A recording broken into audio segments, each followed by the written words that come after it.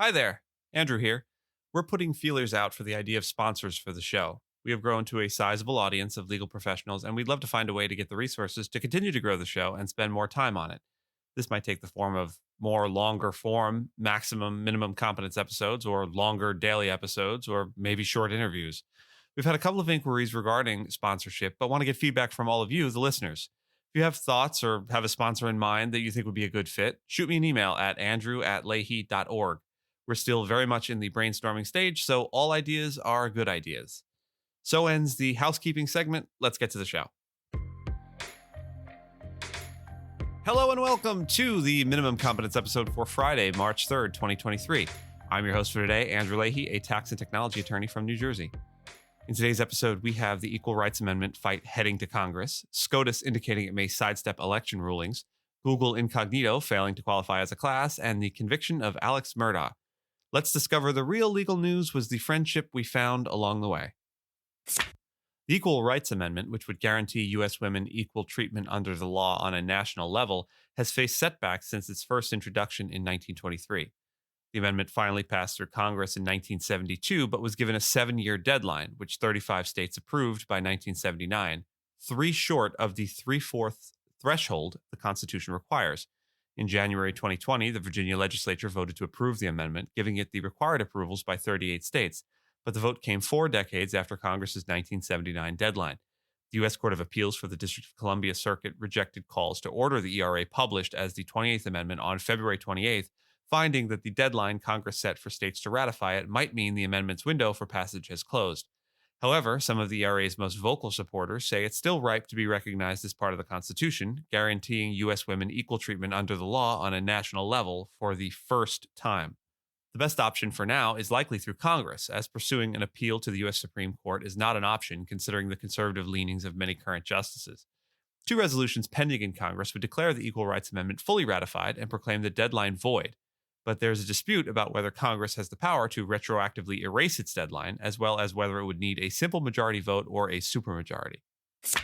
The U.S. Supreme Court may avoid ruling on a significant case involving a Republican attempt to increase state legislatures' power over federal elections.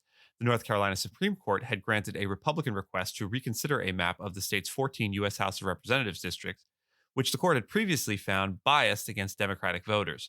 The case could lead to a reversal of the 2021 ruling if the Republican-dominated court overturns it. The U.S. Supreme Court heard oral arguments in December, but has not yet issued a ruling. In response to the North Carolina Supreme Court's actions, the court has asked for views on its jurisdiction in the matter. The case centers on a legal theory called the independent state legislature doctrine that seeks to limit the role of state courts in regulating elections. By way of background, the independent state legislature doctrine is a legal principle that recognizes the authority of state legislatures to regulate federal elections within their state without interference from the federal government or state courts or any other branches of government.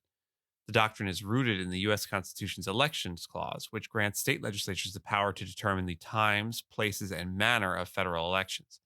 Under the doctrine, the federal government can only regulate federal elections to the extent that state law does not conflict with federal law.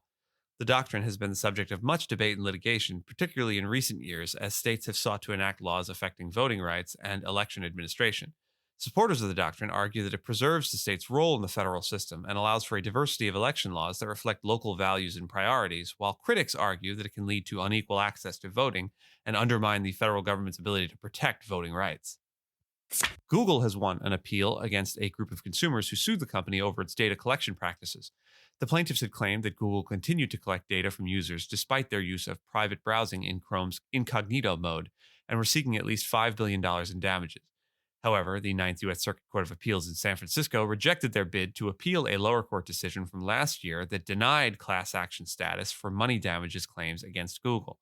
The plaintiffs can still seek to revive their money damage claims when there is a final judgment and a jury trial is set for November.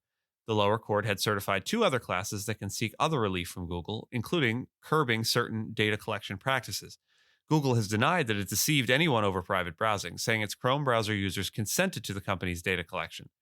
An editorial note here: do yourself a favor and use something other than Google Chrome. On macOS, Safari is excellent. I've heard Microsoft Edge is pretty good as well. Chrome is bloated trash.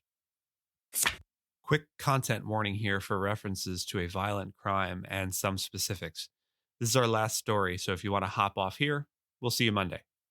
Alex Murdaugh, a prominent South Carolina lawyer, has been found guilty of murdering his wife and son in June of 2021. The verdict was announced by a jury after a 6-week trial. Murdaugh, a fourth-generation lawyer whose family had considerable influence in small-town courtrooms across parts of South Carolina, had lived a secret life in which he stole millions of dollars from clients and colleagues and lied to many of those closest to him.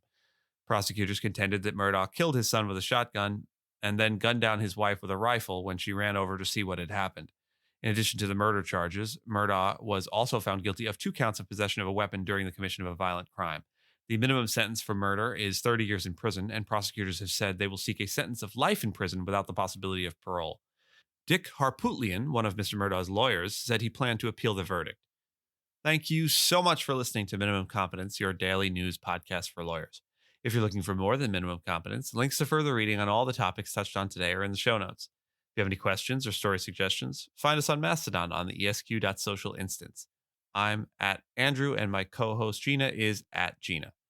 Reviews go a long way towards helping new listeners to find our show. If you have a moment and can leave a rating or review on your podcast player, we'd appreciate it. And if you know someone that might be interested in the story we cover, consider sending them the episode. Minimum Competence is part of the ESQcast network of podcasts and streams on esqstream.com. We'll see you back here on Monday, and until then, don't tug on Superman's cape.